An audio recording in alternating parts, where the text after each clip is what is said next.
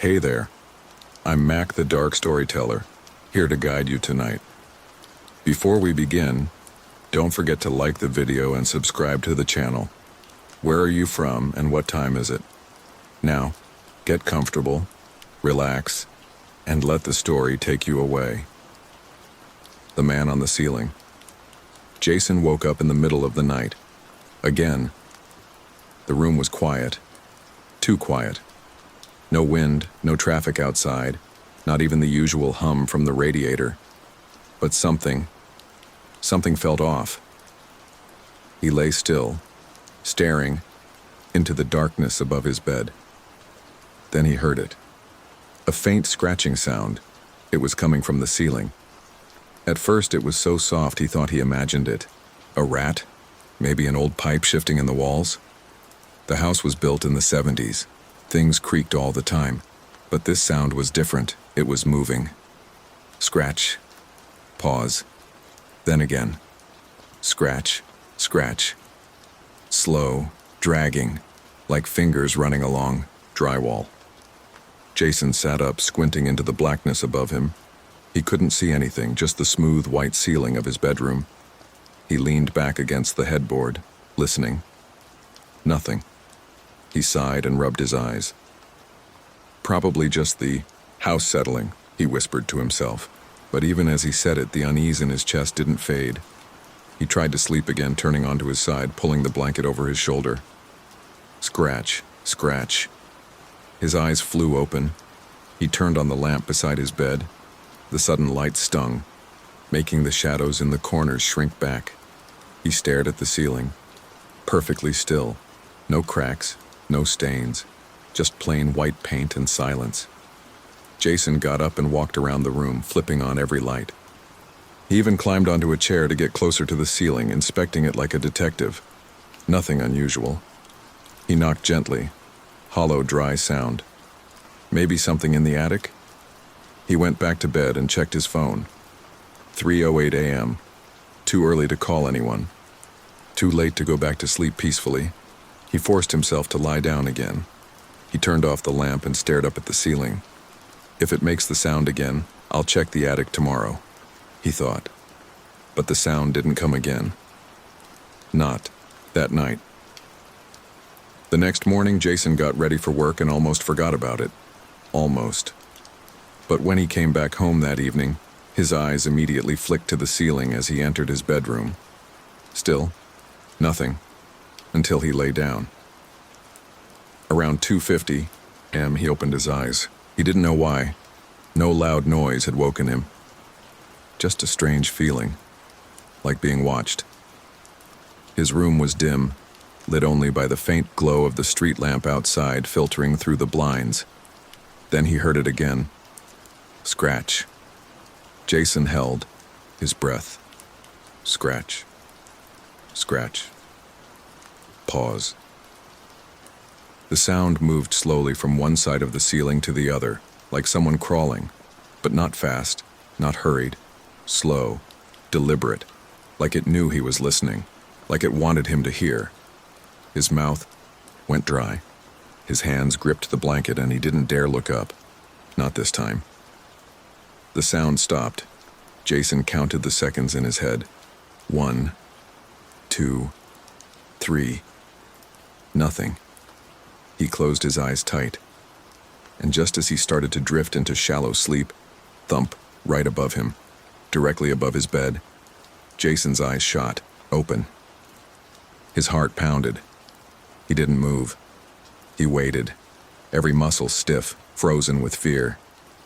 And in that silence, so deep it buzzed in his ears, he thought he heard something else. Not a scratch this time, not a thump, a breath. Slow, deep, exhaling from above. Jason didn't sleep the rest of the night. He lay frozen in his bed, barely breathing. Every time his eyelids grew heavy, he forced them open again. He couldn't let himself drift off, not with that thing still up there. By morning, he wasn't sure if he'd dreamed half of it. Maybe the sound wasn't real. Maybe he was just overtired. His brain was playing tricks.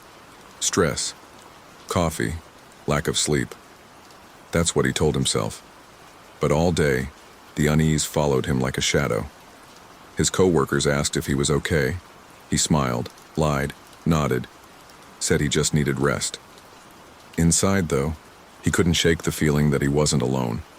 Even in broad daylight, surrounded by people, something about his skin didn't feel like it belonged to him anymore. That night, Jason took sleeping pills. 2 of them. He didn't want to be awake when the noises started. The clock glowed 2:57 a.m. when his eyes snapped open. Dry mouth, racing heart. Not again. He turned his head slow and stiff and looked around the room. No sound, no movement, just darkness. He pulled the blanket up under his chin, breathing slow, controlled breaths. Don't panic. But as soon as he turned his gaze upward, he saw them. 2 glowing points in the dark, eyes hovering on the ceiling. They weren't shining like a flashlight or glowing like fire. They were just present, reflecting something that wasn't there. Jason's body locked up. He didn't blink. He didn't move. The eyes blinked. He almost screamed, but nothing came out. His throat was dry. His voice stuck inside his chest like it was afraid to leave. The eyes stayed still, staring down, unblinking, watching. Jason clenched his fists beneath the covers, his fingernails digging into his palms.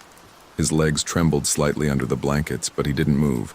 Something deep inside told him, don't move. Because if he did, if he sat up, if he reached for the lamp, if he broke eye contact, it would come down. It was like an animal sensing fear, and right now, he was drowning in it. He didn't know how long he stared. Maybe minutes, maybe hours. The eyes never left. The ceiling was pitch black, yet those 2 points of reflection were clear, vivid, impossibly steady. Then finally, they vanished. Not like they closed or faded.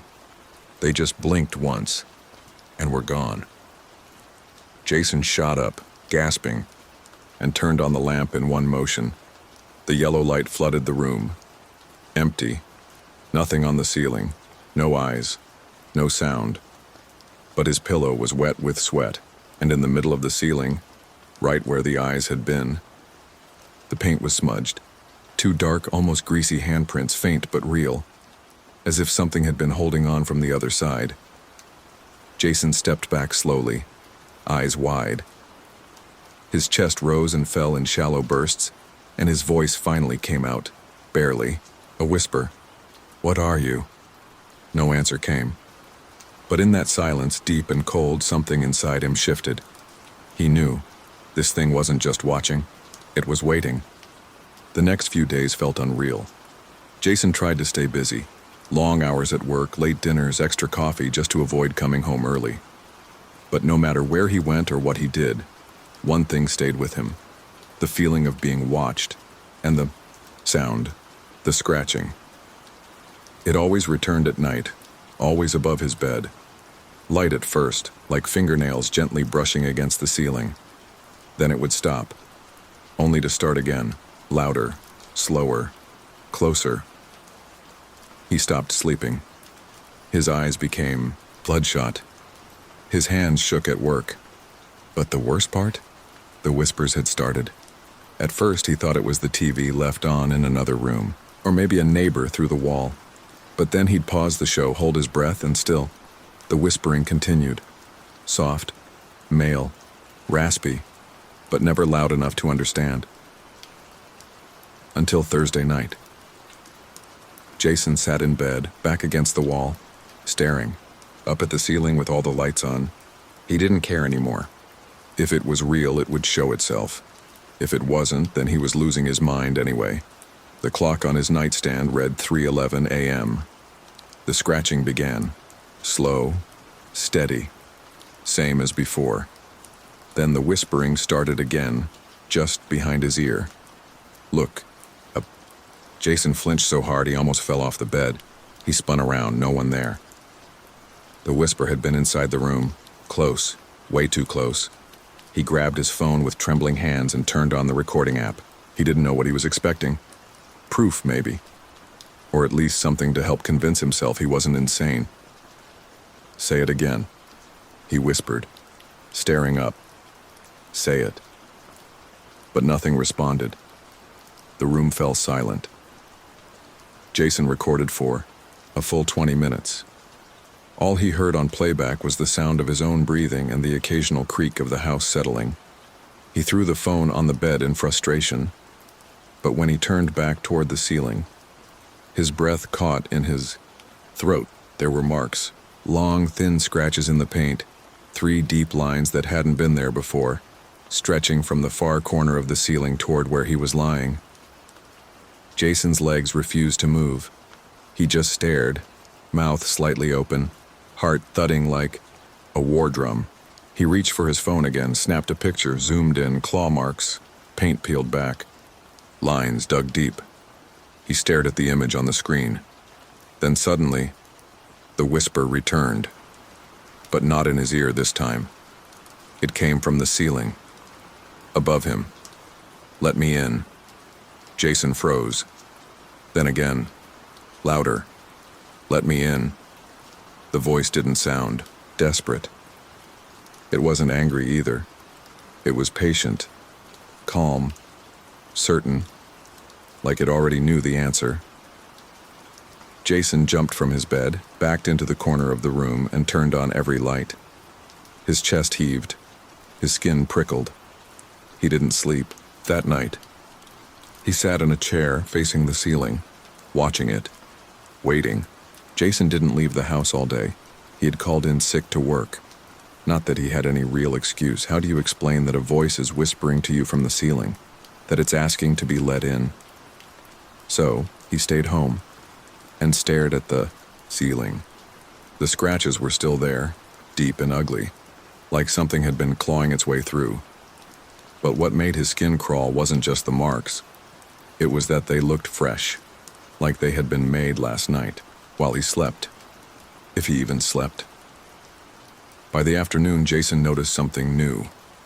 A crack. It started as a hair-thin line running across the white paint, barely noticeable at first, but as the hours passed, it grew, like something was pressing against it from the other side. Jason stood on a chair, reached up and gently touched it with his fingertip. Warm. Not just warm, almost hot. Like a fevered pulse under drywall. He jerked his hand back and nearly fell. This was no leak, no pipe, no normal house problem. Something was behind that ceiling. Something alive. That night, he didn't try to sleep. He didn't bother with pills, or lamps or excuses. He just sat in his chair with a flashlight in one hand and a baseball bat in the other. Eyes locked on the ceiling. The crack was wider now, splitting through the paint like a wound tearing open. The house groaned softly, but he couldn't tell if it was wood or breath.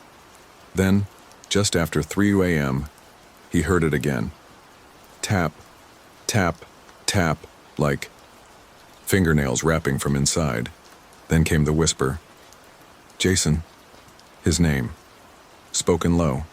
And then again. Let me in. Jason stood, legs shaking, flashlight beam trembling as he pointed it upward. The crack widened. Dust fell. A small flake of paint drifted down and landed on his arm. Then came the sound he'd dreaded. Splintering wood. A piece of the ceiling cracked open, a sliver no longer than a pencil, exposing blackness behind it. Jason stepped back, slowly, his breathing shallow. Something moved in that hole. He couldn't see it, only the suggestion of a shape. A shift in the darkness that didn't match the beam of his flashlight. Then, an eye. One single, bloodshot, human eye, staring out through the crack. It blinked. Jason dropped the flashlight. The room went dark. He scrambled, trying to pick it back up, but his hands shook too much. The whisper came again, this time, from the floor behind him. Let me in. Jason turned around in horror. Nothing. He turned back to the ceiling. The eye was gone, but the crack had widened further. Dust was falling steadily now, soft, constant, like the ceiling was breathing, like it was preparing to open. Jason backed into the hallway, never turning his back to the room. He slammed the door shut behind him and locked it. Then he sat on the floor just outside, heart racing, staring at the door. And from inside, through the wood, tap, tap, tap. Followed by, "I'm almost through." Jason didn't sleep. He sat on the cold hallway floor until morning, eyes red and dry, body trembling with exhaustion. Every few minutes, he pressed his ear to the door of his bedroom. Nothing. No scratching, no whispering, no tapping. It was quiet, now, too quiet.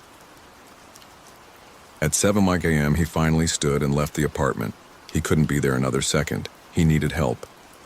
Stress, the doctor said. Possibly sleep paralysis. Hallucinations are common.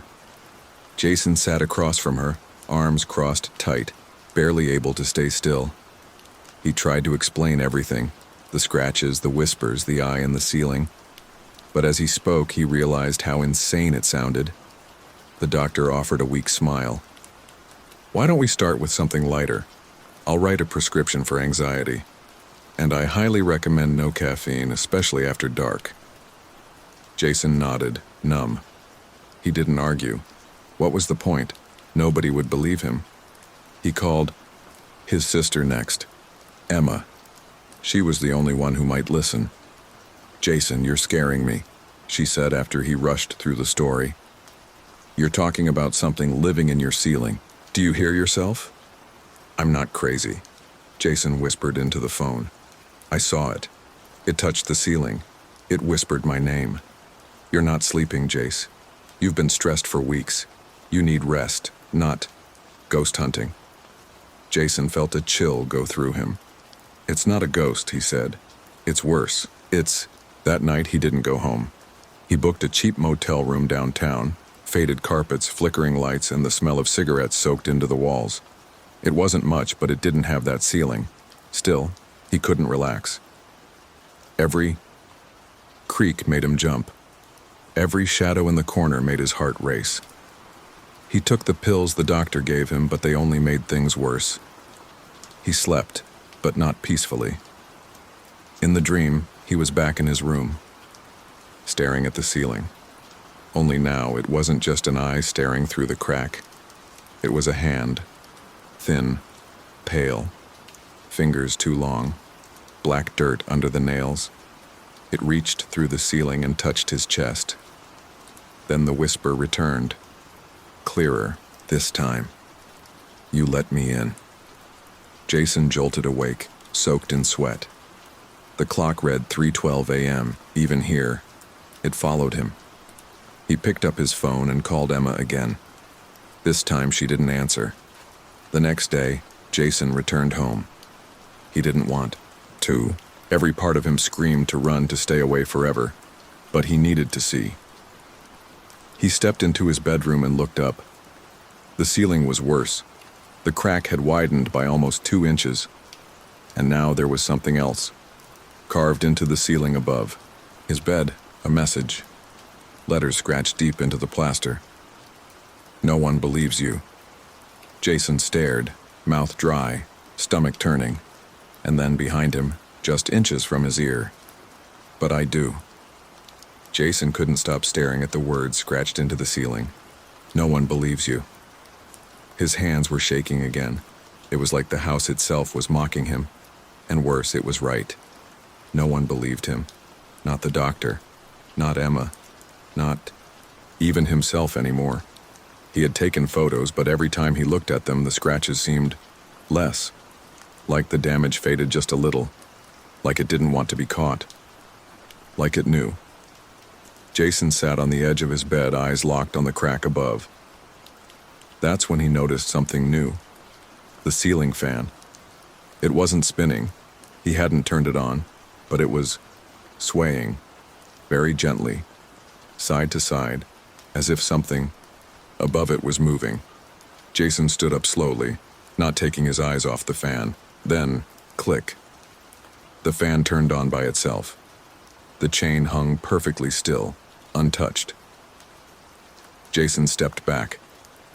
The fan picked up speed faster and faster until the blades became a blur. Then it stopped, instantly, like something grabbed it mid-spin, and that's when he saw it. The room tilted, not literally, but visually. Everything in his vision began to shift. The walls felt taller, the shadows deeper. Gravity suddenly wrong. Jason blinked hard, grabbed the edge of the dresser to steady himself, but the room was flipping. Or maybe he was. He looked down and saw the floor getting farther away. No, not the floor. The ceiling. He was floating, slowly, helplessly, upward or downward. He couldn't tell anymore. The light bulb passed by his face. Dust hung still in the air, glowing like stars. Then came the whisper. Soft, delighted. "Now you see," Jason screamed, but no sound came out. He tried to grab something, anything, but the ceiling swallowed him. He opened his eyes. He was standing on the ceiling, looking down at his room, upside down. The bed hung beneath him. The door was reversed. Everything was silent. Still. Wrong. His heart pounded so hard it felt like it would break his ribs, and in the corner of this inverted, impossible space, something moved. It crawled out from the wall. Slow. Jerking. Backwards. A man. But not a man. Gray skin, stretched tight. Black. Holes for eyes. A wide mouth that never blinked. It crawled toward him on all fours, upside down like him, but its limbs were wrong. Too many joints. Too quiet. Jason backed away, but there was nowhere to run. There were no doors, no stairs, just walls that bent in the wrong directions. The thing stopped a few feet away and smiled. Jason shook his head violently. "This isn't real. This isn't real." The creature's mouth moved in sync with his. "This is home now." Jason screamed again. Suddenly, he fell. Hard, slamming into his bed. Back in his room. Lights on. The fan off. He sat up, gasping for air, body drenched in sweat, heart racing like a machine gun. Had he dreamed it? Hallucinated? Then he looked down at his feet, dust, ceiling dust on his socks and carved into his nightstand, freshly dug with sharp nails. "You stood where I live." Jason didn't remember falling asleep, but when he opened his eyes, the room was dark again. No light from the hallway. No sound from outside. Just silence. Too still. His clock blinked 3. Of course. He sat up slowly, body aching, eyes scanning the room like a trapped animal. The crack in the ceiling was wider now, long, jagged like a wound stretched open, and then the doorknob turned. Jason froze. Not the bedroom door. The front door. Creak. Someone had come in. Footsteps, slow, deliberate, heavy. He climbed out of bed quietly, heart pounding in his ears. He picked up the baseball bat from beside the dresser and tiptoed toward the bedroom door. He didn't open it. He just listened. Tap, tap, closer. Then, silence. Jason waited. Breath held. A whisper leaked under the door. Not a voice he recognized. Not even human. But clear. Jason's not home right now. He swung the door open. The apartment was empty. Lights off. Hallway dark. No sign of anything. Or anyone. Jason stepped out slowly, holding the bat tight. And then he saw it. A figure standing at the far end of the hall, facing the wall, completely still, wearing Jason's clothes. Same height, same hair, same body. But it wasn't him. It didn't move. Didn't breathe. Just stood there. Jason whispered, "Who are you?" And then, without turning, the thing said softly, "I'm the version you buried." The figure slowly turned around. Its face was Jason's, but wrong. Eyes fully black, mouth far too wide, and stitched shut. But the voice came anyway. "Visitors. Here, Jason." She knocked. I let her in. Jason's blood turned to ice. "Emma." He ran past the thing, shoulder slamming through the hallway, and toward the front door. It was wide open. Emma was inside, standing just past the entry, looking around. "Confused, Jason?" she said, her voice soft. "Are you okay?" Jason grabbed her arm, pulling her back toward the door. "We have to go. Now. Get out." "Wait," she said, stopping. "Who's that behind you?" Jason turned. Nothing. Just the hallway. Empty. No shadow, no double, no stitched mouth imposter.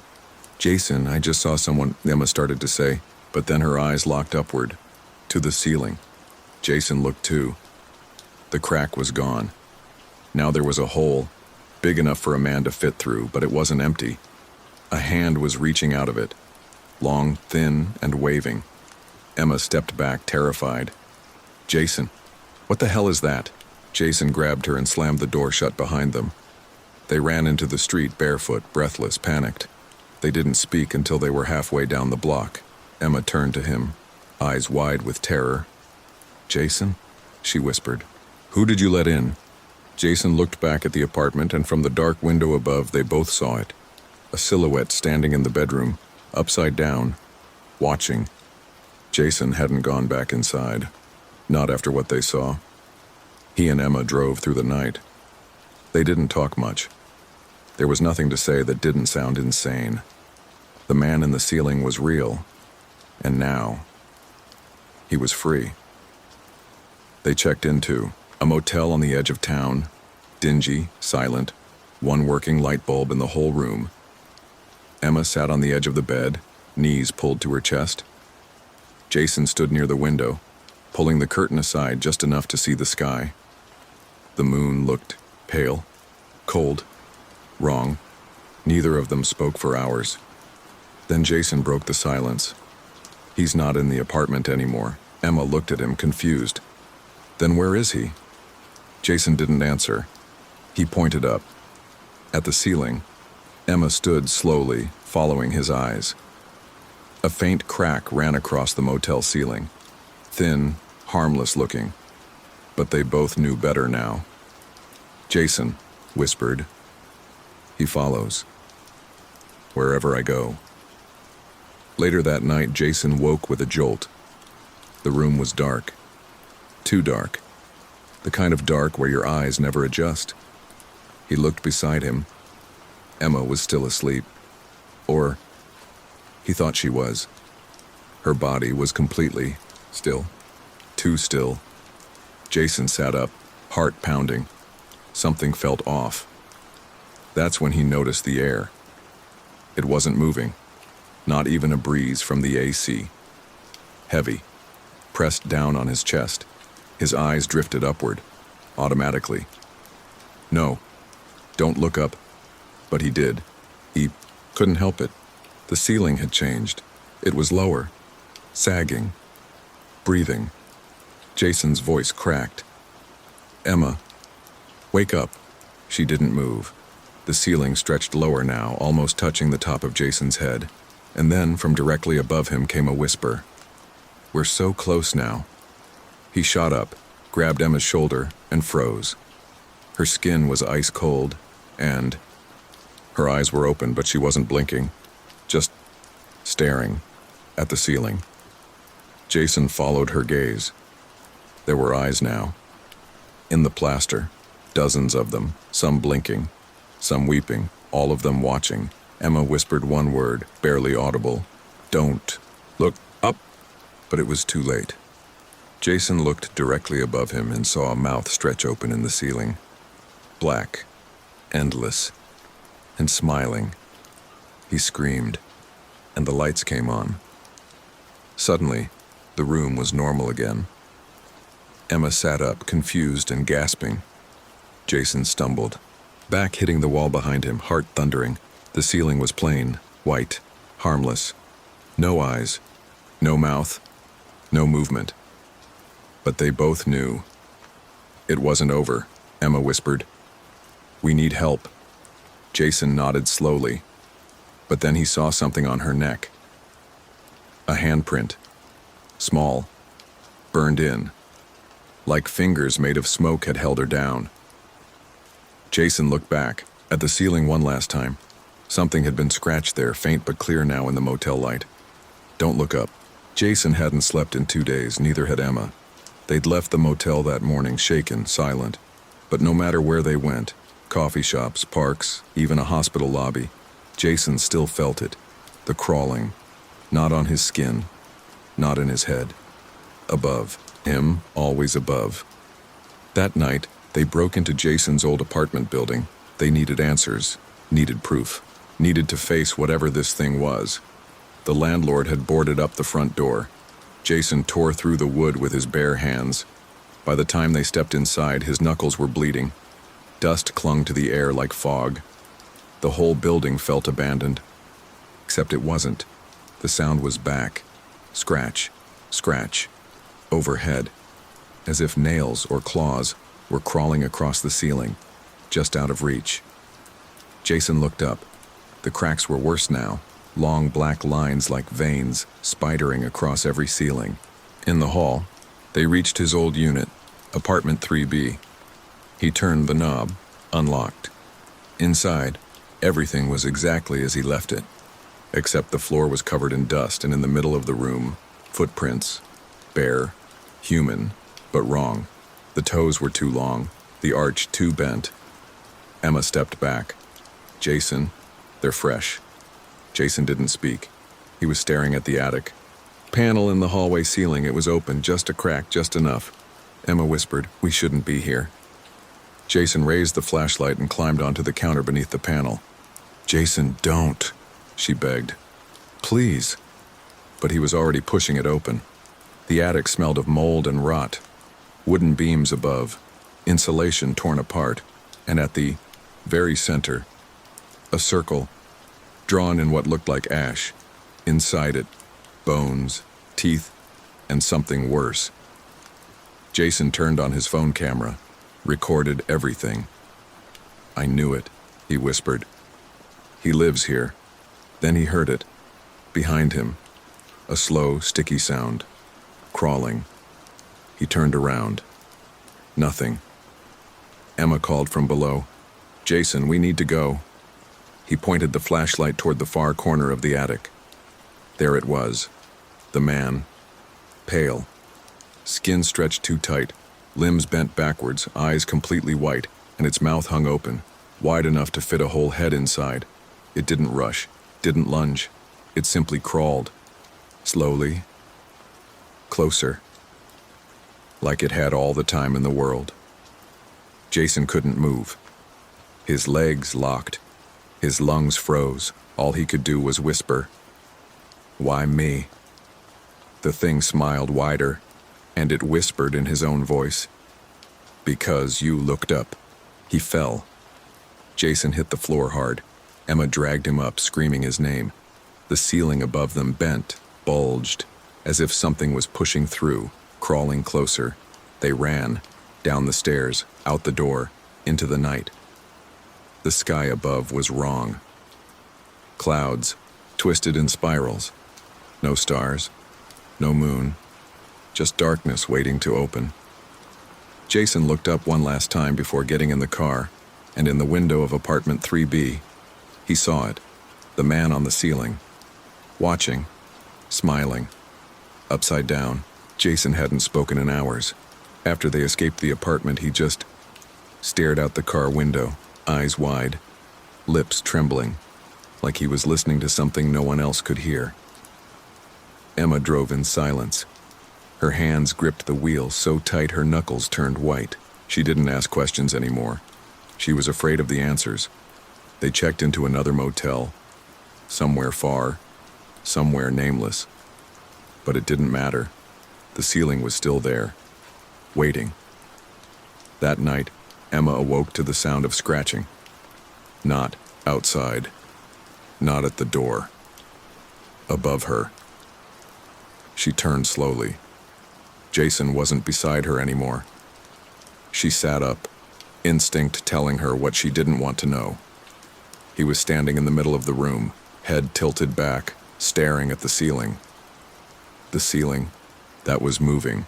It pulsed like flesh. Cracks spread like veins, And in the center, right above Jason, the mouth had returned.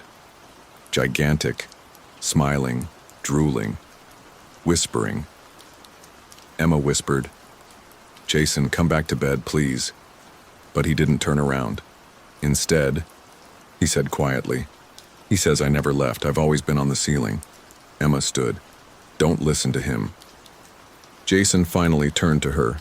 His face looked older, stretched. His eyes were all black. He smiled, just like the man on the ceiling. "It's not your ceiling anymore." And then he floated upward, slowly, like gravity gave up. His body rose off the floor, arms limp at his sides, head tilted back. Emma screamed, grabbing his foot, trying to pull him down. But his skin burned cold, ashy, hollow. Jason's body disappeared into the ceiling crack, and the hole closed behind him like a mouth swallowing its last bite. Emma fell to her knees, sobbing. The room was silent again. Everything still. Normal. Too normal. Until the bathroom light flickered. She looked up, and there it was, Jason, crawling across the ceiling. But not the Jason she knew. His face was upside down. His limbs bent the wrong way, and his smile was too wide, too long, too wrong. He looked down at her and whispered, "Now you're the one who looked up." Emma ran, screaming. Out of the motel, into the empty street, barefoot, bleeding, breathless. But it didn't matter, because when she looked up at the night sky, she saw him there too. Jason. Now, the man on the ceiling. Not just in rooms. Not just in mirrors everywhere. No one believed her, of course. The police found nothing in the motel room. No hole. No blood. No sign of Jason. They said she was having a breakdown. They locked her in a psychiatric facility. White walls, white lights, clean ceilings. But late at night, she hears the scratching. And sometimes, when she forgets to fight it, she looks up and sees him, Jason, smiling, waiting. The ceiling takes him, and now it waits for someone else. Someone like you, who just looked up